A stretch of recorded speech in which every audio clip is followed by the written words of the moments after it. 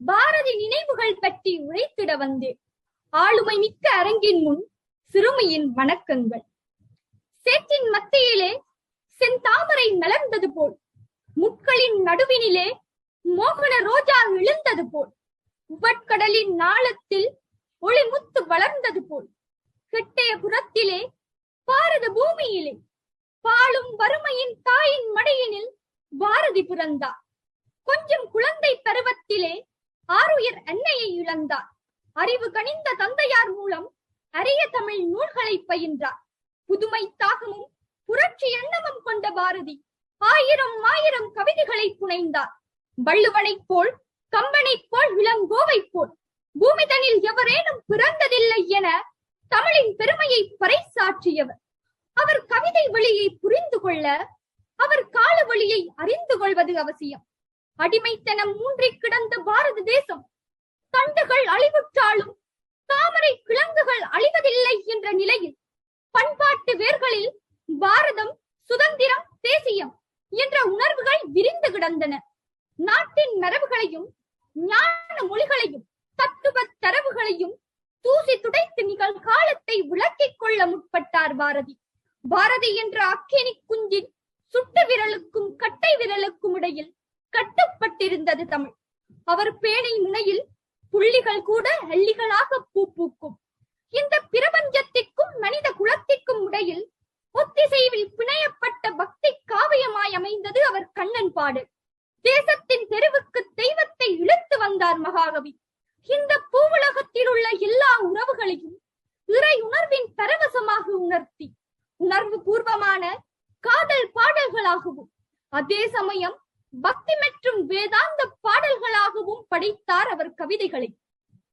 பழைய கற்பனைகள் சிலவற்றை தமது நிகழ்காலத்து அறிவு நிலையையொட்டி புது மெருகூட்டுவது உண்டு.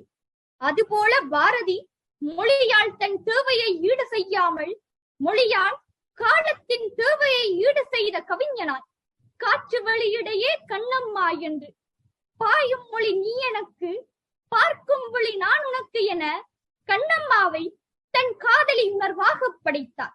தெய்வீக காதலை பாட வந்த பாரதி அதனை சாதாரண மானிட காதலாக பாடினார். பிராமணர் குலத்தில் பிறந்த பாரதி, சாஸ்திரங்கள் பேசுகிறாயே கண்ணம்மா, சாஸ்திரங்கள் ஏதுக்கடி, ஆத்திரம் கொண்டவர்க்கே கண்ணம்மா சாஸ்திரங்கள் உண்டோடு என்றார்.